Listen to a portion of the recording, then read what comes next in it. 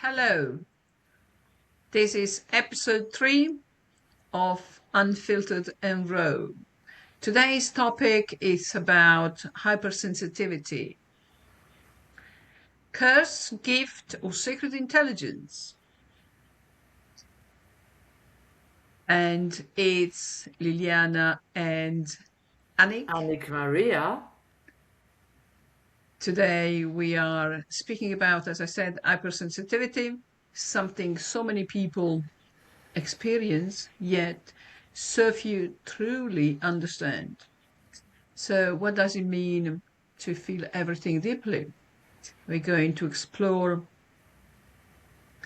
what does it mean to absorb emotions, energy, tensions, noise, and even the mood of a room. Is hypersensibility a wound, a gift, a nervous system response, or perhaps all of these at once? Today's conversation is about understanding sensitivity with compassion, psychologically, emotionally, energetically, and spiritually. And now I'll pass the floor to Annick Maria. Thank you. So, the highly sensitive child. You are born a child, of course, and then you come into this world and you look normal.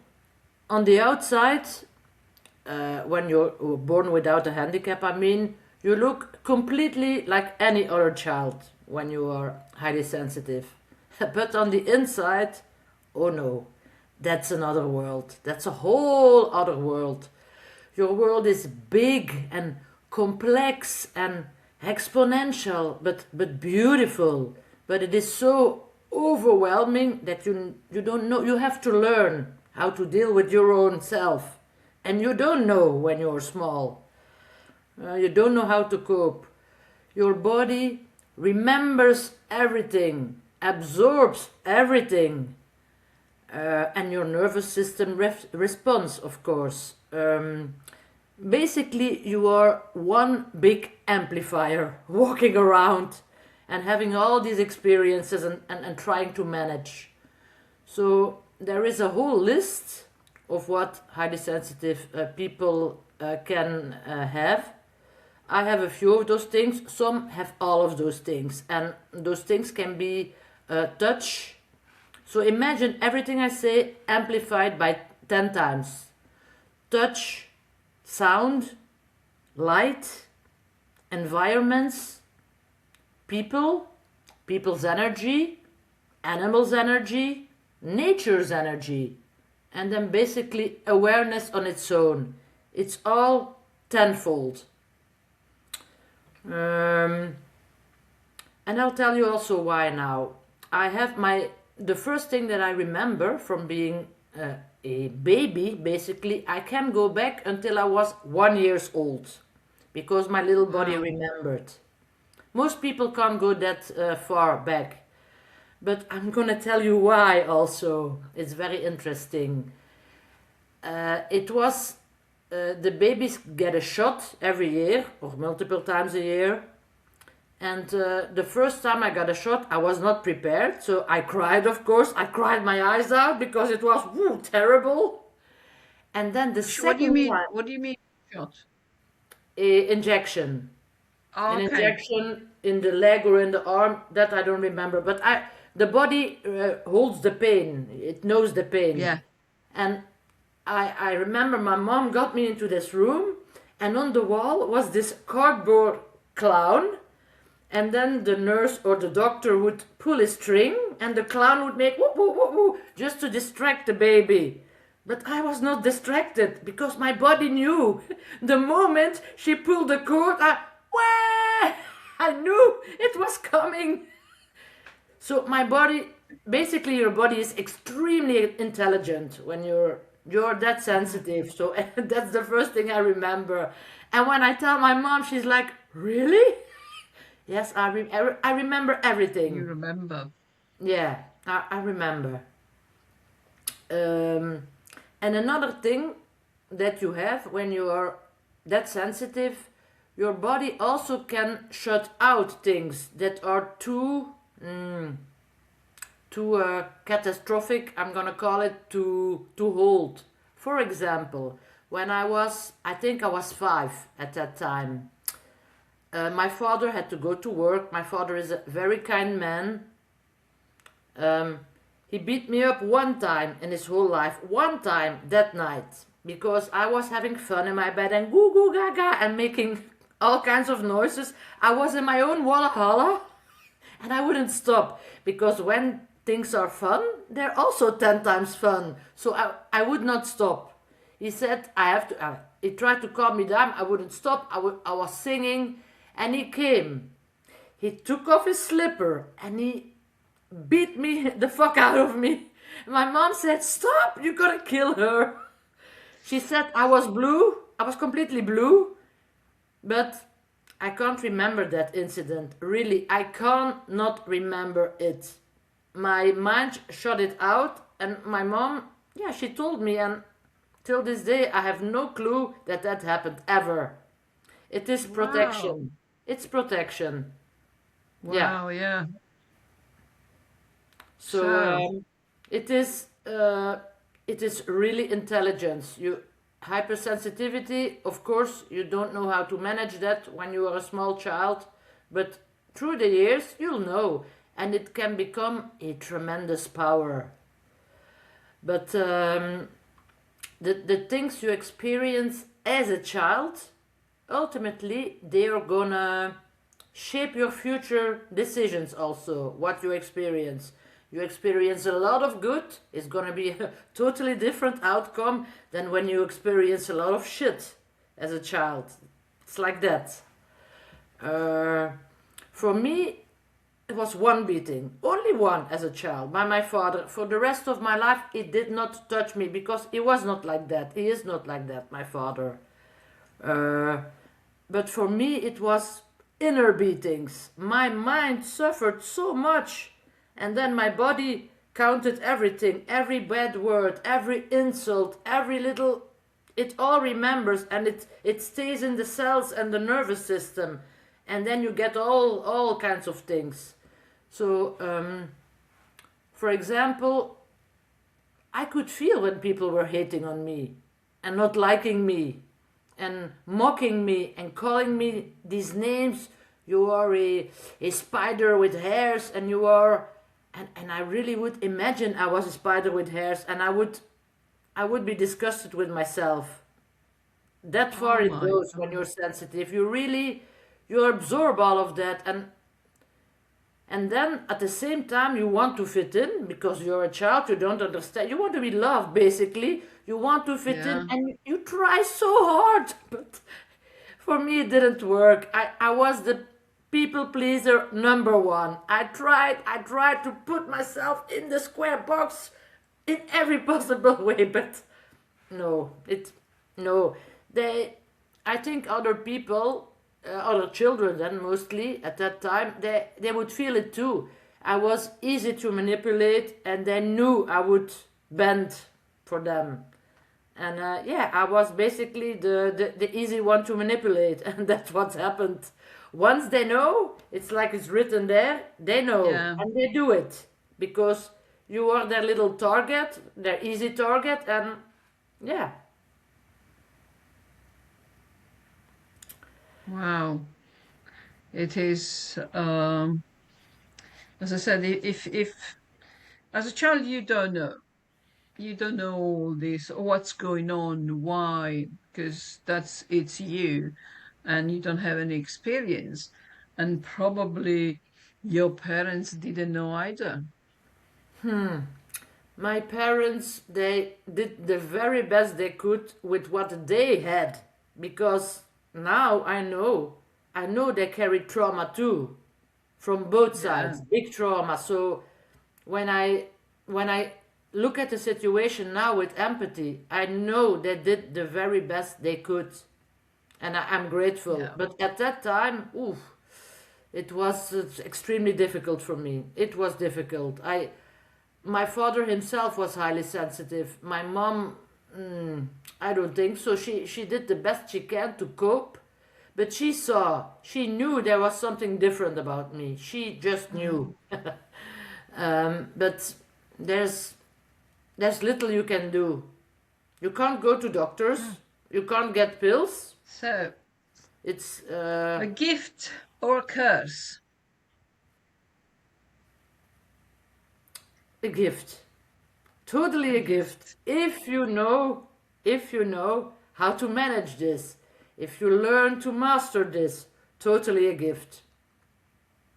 Yeah, I And had it's to learn. interesting because I said I didn't know much about hypersensitivity, so I've done some research. And yes, I mean, it is spiritually speaking, it's like, you are so open energetically that Yes. therefore you kind of attract um, Hmm. more than a normal person. Yes, that's true. And so, and for that reason, probably you should be aware of, you know, putting your boundaries up, keeping your energy, not to allow vampires to Yes. suck to suck your energy, because as a sensitive person you will attract. So that explains why Yeah. the bullying went And I on. did attract that a lot. Everywhere I went. Oh Everywhere. my God. Yes.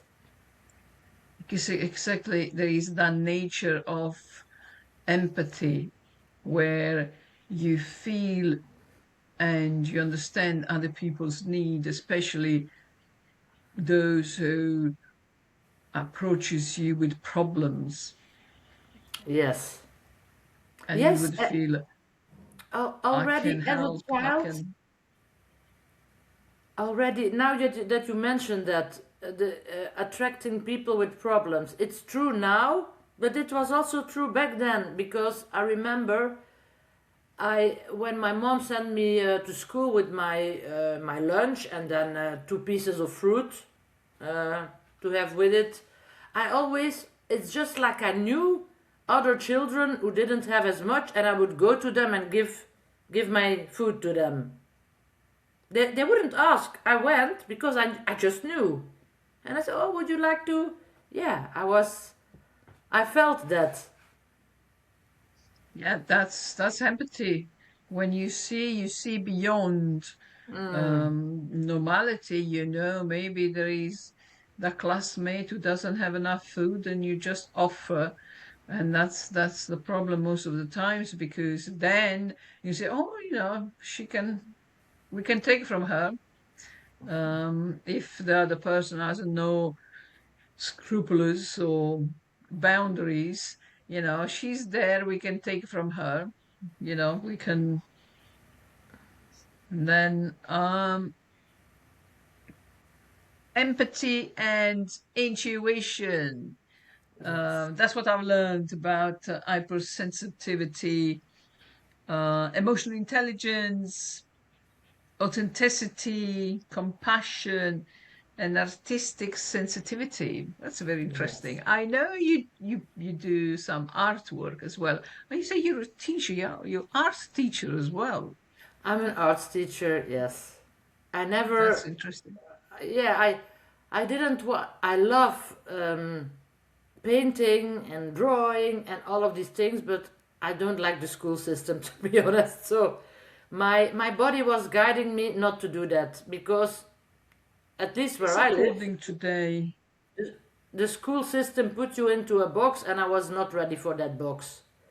I saw that box too many times and my body said, no. So I said, no, I'm not going to teach, but I'm going to draw and paint on my own, and that's that. Because that's what I that's what I liked. The painting and the drawing on itself. Oh, when I was small, I could go for hours. They give me a painting brush and hours and hours I was in Wallahala, totally in the zone. hours and hours.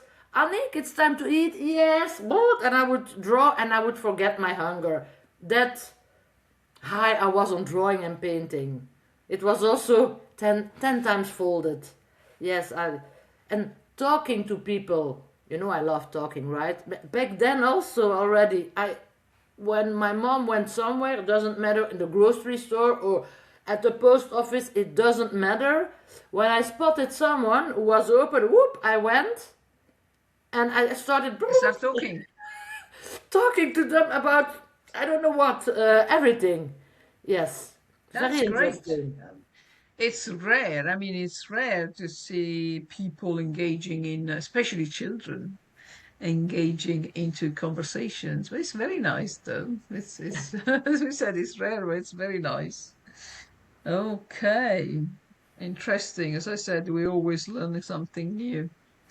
Yes, Um, any other childhood memories, experience about? yes, yes. Yeah. I want to talk about the touch. So, when you're highly sensitive, you experience touch. The good side is the nice touch, the bad side is the beating. Hmm? Uh-huh. Um, the good side is that, or the side of the, when my mom, I was like, I think 4 or 5, came in the bedroom and gave me a kiss on the forehead, sleep well, my darling, mwah, see you tomorrow. I was like, ah, oh, that's good. But I said it in such a way that my mom, later when I was older, she told me, this was not normal, Annick. I knew you would be sexually active very early because that was different with you. And I was like, okay. And when I think about it, now I don't care anymore. I have no shame telling this. If you would have asked me 20 years early, I would not have told you probably. But now, when I remember when I was that age, I was already going down there with my hand and like, oh, this is a nice place. I was not thinking about sex, but I was feeling those tingles and that it was nice, When my mom kissed me there, I would shiver all over my body. And then after a while, it came automatically, multiple nights, and I was taking my teddy bear and rubbing it there because it felt nice. It was not like, oh, I'm having sex, but it was already the body and stimulating those things that were just amplified. Oh, Amplified exactly. big That was it. time. It's about your nervous system and the Hmm. way it is wired, Yes. and the amplified to, as you said, 10 times more. My Yes. God, yeah. True. And then, so I was sexually active. I waited till I was 16, 17, okay. But at the point where I think I was 45, I did a special course on sexuality. The multiple, I don't know exactly the name anymore, but it is like you can be a sexual one, an energetic one, a kinky one, and so on. It has different. And then you have the shapeshifter, which means you are all of them. So that's what I am basically. Because when I was learning, I was like, oh my god, I have this. And then we went to the next chapter and I said, wait a minute, I'm this too. And then so on and so on. And by the end of the course, oh my god, I'm just all of them. You And it's, covered them all. oh my god, but it's really special that I love my sensitivity now because on that level I can do and feel much more than another person, and it's extremely nice. Ooh. Yes, it can be on that side. I'm like, poof, Wow. there's nothing better. Yeah. Yeah, that is the positive side. Yeah, Yes. very interesting.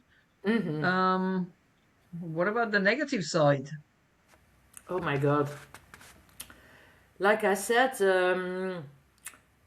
you remember everything, and one person can tell you something small, but 5 years later you'll still remember it, and when you see that person, you have that same feeling from back then when they said it to you, because it goes that everything goes deep, basically everything, every word, every angry moment, every tension. I feel tension like a motherfucker. It's not normal when there's tension in the room, or when people are having arguments and they don't say anything, they're just there standing. I can feel, they don't have to say it, I can see it, I can feel it without one word. It's the energy. Oh my god, energy. So that can be very, very nasty when you have, basically you feel people's bad intention, not every time but most of the time. You feel Yeah. people's bad intention, and yet you get sucked into negative situations and stuff. Yet, Yeah. So talking about burnout, um, after, you know, any relationship, can be with your classmate, with your friend, with a boyfriend, a girlfriend. Did you find yourself experiencing the burnout because, you can't take any more, absorbing all this energy from others? yes, How I. did you manage that? This happened or happens, still happens, but now I manage it. My resilience has gotten very big over the years. When you are Mm-hmm. smaller, you're just devastating and you cry for days and you. That's why I did what I did, which will be for next episodes. That's why I made decisions to numb myself to the core, because I couldn't cope with things happening. I couldn't cope. And then you try to escape, and what better way to escape than numbing? And there is 10 different types, many types of numbing. It can go always, but when you are young and you don't know how to deal, that's what is most normal people do, then let So alone what are we saying sensitive people. is, when you cannot cope with this hypersensitivity for whatever reason, you have to numb yourself. And of course, we will not be talking this episode, we'll have other episodes, but Mm, that's what you're saying. You're saying, yes, I had to numb myself because yes.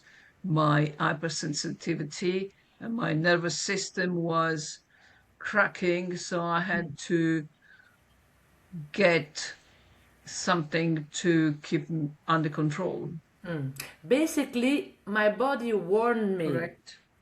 but I didn't understand. I think I was 15 back then, and I have nice photos to show you from that time.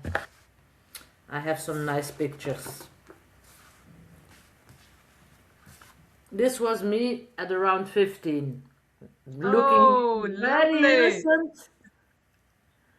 Beautiful. You can And see 15. yeah, Beautiful. Wow. and then Nice. this girl, one day when we came back with the bus from the boarding school, I was sitting on the bus, and I think that time nothing major had happened. But the body keeps the count from all the years before. And on that night, I suddenly got a hyperventilation attack on the bus, out of the blue, out of nowhere, because I was not thinking like, oh yes, this is that from. I was like Was your in this first bus, time? and I thought I was gonna die because it feels very, yeah, you can't breathe, Oh my and God, yeah. nobody did anything. The people on the bus looked at me like, what's she having? Nobody said, can I help you? What? Nothing. And I was panicking. I was having hyperventilation plus a very much panic attack. And what happened was the bus driver saw it in his big mirror, and he stopped the bus. And he said, you'll all have to wait, I don't care. And he took me and he went to a house, rang the bell, the lady came and opened, and he said, listen, you have to call the doctor immediately. And the lady did that. He went back to the bus. I was inside with the lady, and he said, you'll all have to wait. And after all this incident, because for me I was having my attack, then having a shot by the doctor, and okay, they took me to where I needed to be. But afterwards, they told me that the bus driver's son had the same condition. And he was alarmed and he Obviously. thought, oh, no, no, no, not with her too. And yes, so that was an earth angel for me at that time. I'm grateful for this man. But that was my Absolutely. body alarming me. Anik, things are not right. We are restricting things because it's too much from all the. But I didn't understand at that time. Yeah. So I went into For more your body panic. just to react. Yes, I went into more panic and after a few years started to numb myself because I was so scared. Where does it come? I didn't understand where it came from. I didn't have the knowledge back then to, how do you call that? To connect the dots. Yeah. To connect, to process. Yeah. Yes, When you don't have the knowledge, you're too young. You never experienced that. And, how would you know anything? That's yes. very interesting. Yes, And it exactly. happened As regularly. Not that one time on the bus. It happened mm, every month, few times. In the classroom, because everywhere I went. So this was very alarming for me. I really thought I was gonna die, but it's, yeah. yeah, as you were explaining, basically that every experience just stays in the cellular memory of your body. And even if you're not aware, and then there you go, you have that shutdown with a panic attack or is a very heightened anxiety. Oh my God. Wow. Interesting. Yes, it was. It's very I I remember in the classroom, even when I got in university, I was 21. It was still going on back then. I said to the teachers, to the professors, listen, I don't care, but I'm sitting next to the door. I warned them because when it happens, I want to go out immediately. I'm not sitting here in the class like when it happens, I want to go out. And that's how mm, I could explain. But when I was in the smaller school, I even had no. I didn't have the, how do you say, the courage to tell my teacher because I was embarrassed. I felt like an outcast, like stupid, that I was ashamed that I was having panic attacks. So it took it time before I could, yeah, tell that and listen. I have that, and you have to let me sit. I have to sit there because of that and that reason. It took a while before I stood up for myself. wow. Yeah. Interesting. So that's exactly experiencing this over heightened anxiety accumulated into your body and then manifest in that way, giving discomfort and life, of course, as you said. And then, you find yourself so embarrassed because you Shame. feel so different from others. And you say, "Oh my God, what people think about me? I'm Yes. a stupid. I'm not Yes. normal. I'm this. I'm that." Wow. I wanted to be normal. I wanted to be like everyone else. I wanted to desperately to fit in that box. But no. No, basically what I was craving was love, was safety, was acceptance. I think that's a little bit what everyone wants, but no. Instead, I got rejection, I got neglect, I got judgment, and that is what goes into your body, into your vagus nerve. For the people who study this, and that nerve is very, very interesting to study because that's everything. There is the Yeah. big memory, the vagus nerve, and it Wow. was just dysregulated, my vagus nerve, because it absorbed so much. It was basically at full capacity, and it couldn't take much more. Holding. Your body is on constant alarm phase. Do you Yeah. think you have this under control? What, when did you come across, when did you know you learned, when did you learn that there was hypersensitivity? Cool. That was about, I think, 15, 17 years ago. I bumped in online to Dr. Elaine Aron, which is a doctor, and she's hypersensitive, and I saw, I think went nosing into her website and into a book she had written and into small videos she did already back then. And that's how I slowly I started doing research on my own where I could find it. Because I knew I was not like other children. Just knew. And I wanted to know now what is going on. I think exactly that's more or less what happened to me as well. So you start questioning, you realize you question the last 30 years of your life, and you say, what's wrong here?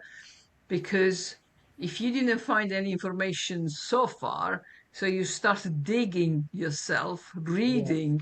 reading nonstop until you get to know and discover and learn those things. That's interesting.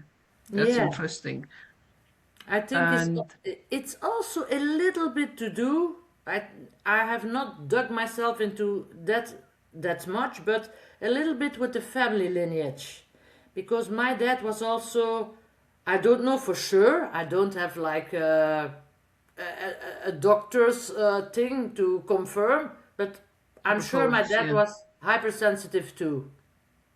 I'm It sure. could be exactly something genetics. Mm. I mean, as we are not doctors. I'm not a doctor, so I don't know.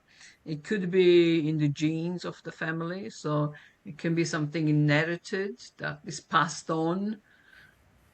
Maybe, but you say if your dad was like that, or if it's not genetic, it's just kind of a learned behavior that you pick up from the family. I don't know. I don't want to say it. Wrong And things You know because what I I don't you know. know what I got to know later also from this is very interesting from my dad. So when my two things happened that shaped his just like me. Things happened when he was very little boy and shaped how he was because I know my dad Yeah. his whole life, of course. And those things my mom told me I didn't see. So when my dad was also like 5 6 years old, he and his brother, um, for example, the caretakers, because it was not mom and dad, they went to other caretakers sometimes. They would give them a bag of crisps for dinner while they eat the steak. That's point number one. And a child notices and feels inferior and feels not enough. That's the light thing of the side of the thing. And now comes the very hard side of the thing. They also tortured him physically, sexually. I don't know who did it, but some members of the family beat my dad on his parts with a belt. And why, I don't know. Maybe he had known, I don't know. Maybe he did something wrong, I don't know. But for a child to endure that, it is extremely traumatizing. And my dad was having problems on that side. I know that. My dad was having problems on that side. And also, what happened? My dad was rather strong in his muscles when he grew up. He was like 18, 19, 20. And he was an animal lover. Every time he saw a little bird on the floor, like he wanted to rescue it and take it home and care for it. He loved, just loved that. Later on, he would have big cages with I don't know how much canaries. Just loved birds. But that time, yeah, he was like 17, 18, I don't know. He saw the little bird and he thought, oh, I'm gonna take it and I'm gonna rescue it, okay? And he took the little bird, but because its home was far away, he had to run. He wanted to make sure he was at home at time to save it. And he ran, out of breath. He came home and he put the bird on the table, but the bird passed. He had squished it so Oh. much because he wanted to protect it that he killed it. And that Oh. stayed for him. That stayed with him his whole life because I am sure Oh. that that incident was. My father never hugged me that I remember of. He was afraid of his own strength. I think he thought like I don't want to crush her. I'm apart from the one slipper incident, which is something totally different. He couldn't give me physical affection. He was afraid of himself because I'm sure this one incident has a lot to do with it. He was very Oh yeah. sensitive, my dad. It sounds like he was an empath as well. He would I cry mean, with every movie almost. He was very sensitive. oh yeah. So probably exactly as you said, that's in the family. Wow. Life is interesting. Yes. I mean, you can hear so many stories and well, anyway, we are here to tell our stories, which I think is Yes. so very interesting. Oh my God. So, anxiety and empathy, and there's a concoction of a bit of everything. And let's talk about the spiritual awareness, because at one point, when you realize that, you were hypersensitive, and how did you come across, because you were talking about religion, you were brought up into Catholic. Catholicism, Yes. I didn't and then think very much eventually of that. pardon? I say I didn't think very much of that at that time when I was a child. Everything went smoothly. I never saw any incident in a church or whatever. That part was, at least in my childhood, was like normal. But what I saw my mom do when I was also young was like those burning rituals in the backyard with burning cushions and stuff. And I was wondering what. I never asked her, but yeah, I took the information in. I was wondering what is this. And then a little bit later, when I was like 16, 17, she started to take me to these tarot readers, and ooh, then the world cracked open. This was very interesting for me. I loved it. Yeah, I totally loved Did it. you ever ask yourself what was God's doing? Why did you question, like, why am I, when you were in your down moment, were you asking yourself, where is God in all of this? Yeah, sometimes yes. Sometimes yes, but I was so overwhelmed by my own emotions and my own bullshit that I think God came secondly. It was too overwhelming. I didn't have time to think about God. I sat with my own bullshit and tried to cope Yeah. with it. And then came one boyfriend who said, "Listen, I've had this and this and this with a pastor, and I quit." I said, "Okay, I don't want to be Catholic anymore," and I just quit. I stopped going to church, and it was over for me in my head. Hmm. Did you find any relief with spirituality? Oh yes, it was yes. I remember that the first time it was. I remember a very long session, and I was so curious. So I wanted her to tell me, "Oh, your life is gonna be beautiful, and you're gonna have the best man, and you're gonna have children, and you're gonna live in a car." I wanted to hear the fairy tale because yeah, but that was not what she told me. Whew, it was No. a 2 hour session, and she told me what was What, going what to session happen. was that? What session was that? A tarot reading With? session. Okay. Yes. Terrorism. Okay. And I was so excited, and by the end of the session, I was like, okay, she told a Didn't whole work lot out. of, yeah, it was, whew. She didn't say at all what I wanted to hear, but at almost the end of the session, she said, listen, you have to hold on. It's going to be very difficult, but you can't give up because, and she took that card, the sun is going to shine at the end very brightly. Don't give up. It's going to be terrible, bumpy, but please do not give up. And every time I was low, low, low, that's what I remembered. I saw that sun card in front of me and don't give up, don't you give up. And that's how I survived and managed. That's good. Yes. Yes. Okay.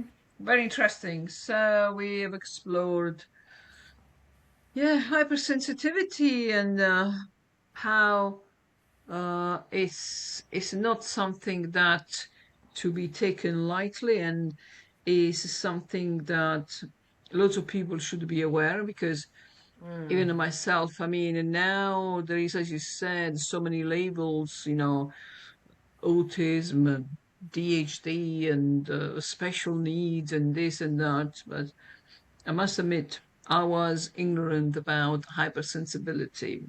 There you go. We teach each other, and I've Yes. learned something new, and hopefully, this it will help those who, because when you go through some, as you say, weird shit, and Yeah. you cannot you cannot understand because you may be 15, you may be 25, and you find yourself to be strange, isolated because those issues or similar issues, and you don't know, maybe people listening to this podcast, maybe they can relate, and they will say, oh, okay, that's what it is, that can be dealt with. you know I'm Yes. not alone. This is not something that is happening to me in this planet and nobody else, so I can No. come out and deal with this. Wow, interesting. So that's what we hope to do with this podcast, to talk about things, and if it helps somebody, why not? It's gonna help a lot of things, and I'm gonna tell you why. 1/5 of the planet is hypersensitive, but they don't know Wow. it. 1/5. So that's a lot of So we people. have, A lot yeah, of people. And when they learn to master it, they have to dig and do the research and try things. They have to, because if you don't, it's not gonna fall out of the sky. When yeah, you do this, your awareness, your empathy, your intuition, all that is gonna be your really your strength, your resilience, your and strength, yes. you can help other people with that. Mm-hmm. So ultimately, Oh, yes. it's a gift. You can live life so fully. It's just amazing. That makes sense. Exactly. Once you understand that you get a Mm, grip of the situation, then you say, okay, I know how to navigate this, and yes, becomes your gift, becomes an asset, and you can live a beautiful life. yes. Intriguing. Okay, my dear. So, I think we're going to wrap up. Mm-hmm. Um, so, what we're going to say to the people watching is thank you for sharing the space with us today. And if you liked our conversation, please like, share, and subscribe. And Yes, this is surely. Unfiltered and Raw by Liliana. And Annick Maria. I'll see you next time. Bye now. Bye.